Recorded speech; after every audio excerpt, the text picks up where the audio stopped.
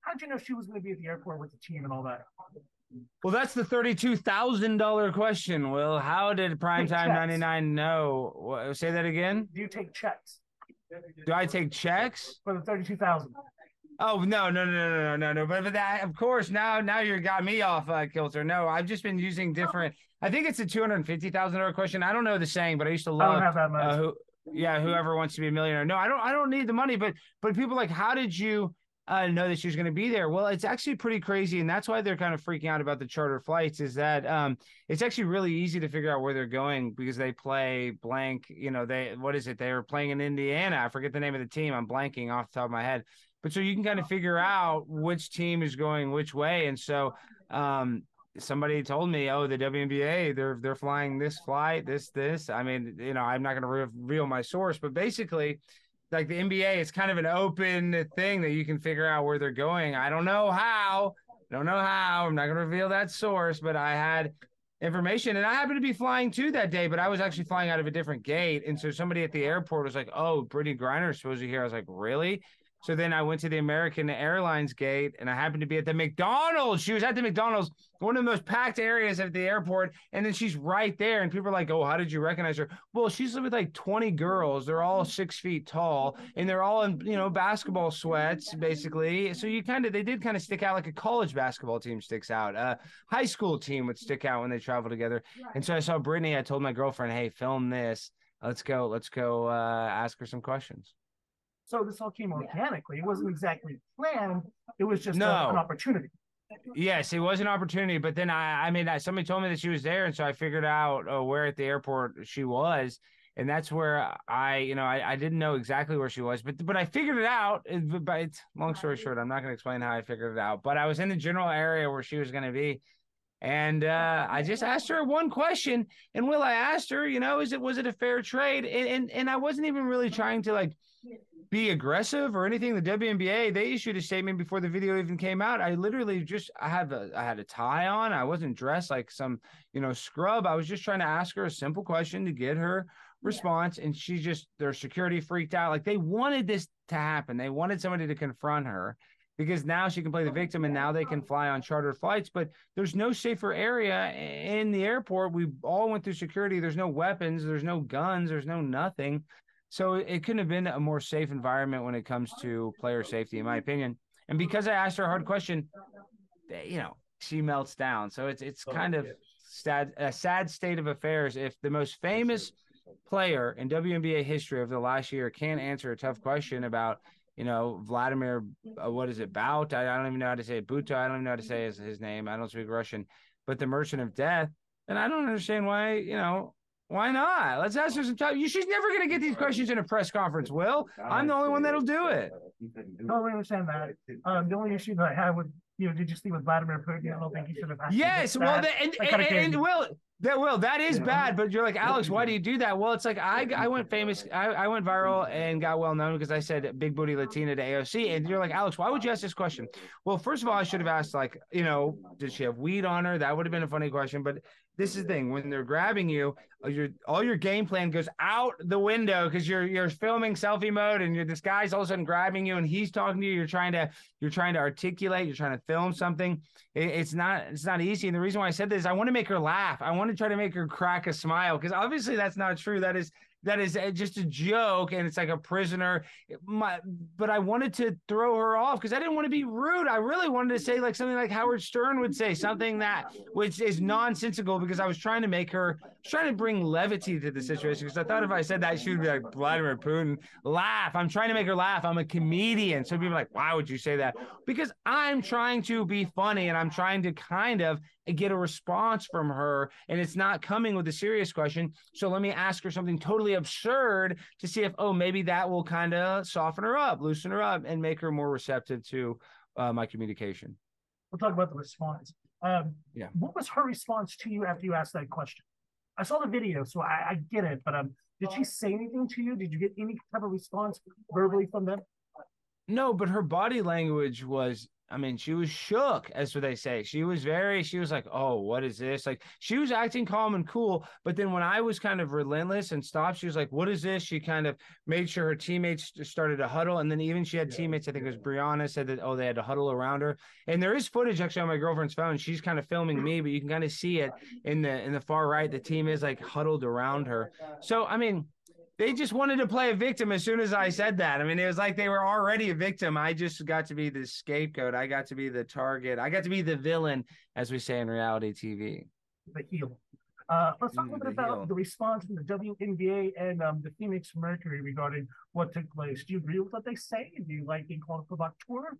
What do you think? Well, I don't care about the provocateur. I think that's actually kind of funny. I mean, I don't even know anybody else whose title. I mean that there are probably other people that have been called a provocateur, but I just think that's kind of funny, and it's a creative adjective, so I'll take it. But no, the response is ridiculous. You've seen how the Mercury issued a statement, and then the WNBA issued a statement, then the Players Association issued a statement, then multiple teammates issued a statement, and then Brittney Griner's agent as well issued a statement, basically just condemning me. And I really didn't do anything. I mean, it wasn't harassment. I asked her something for 90 seconds, then I left. I wasn't there for 10 minutes. I wasn't there for 20 minutes. I asked her a couple questions. The bodyguard, stopped me. And I said, listen, I'm going to leave. That's it. I mean, it was less than 2 minutes, guys. That's not targeted harassment. Yes, did I have my phone out? Was I asked her some questions? Was it paparazzi style?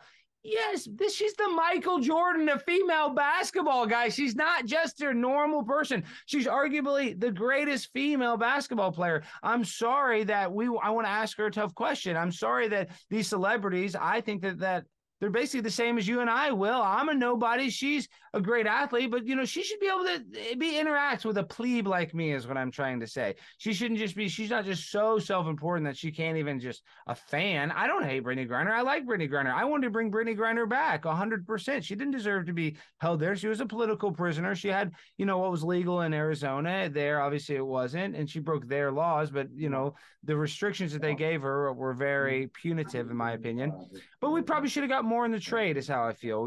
They got the Merchant of Death. He's responsible for the deaths of thousands. I don't know what the number is. Don't quote me on that. But I know that he's responsible for the murder of people. So maybe we get Paul Whelan. Maybe we get a couple people in the Brittney Griner trade.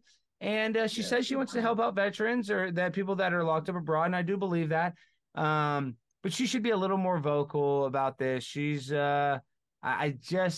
she hasn't had one hard question since she's been out. Let's just get some hard-hitting questions and really see if she wants to boycott America. I know she said the national anthem hits different, but does she respect our laws? Because I know in Russia, they do not celebrate Pride.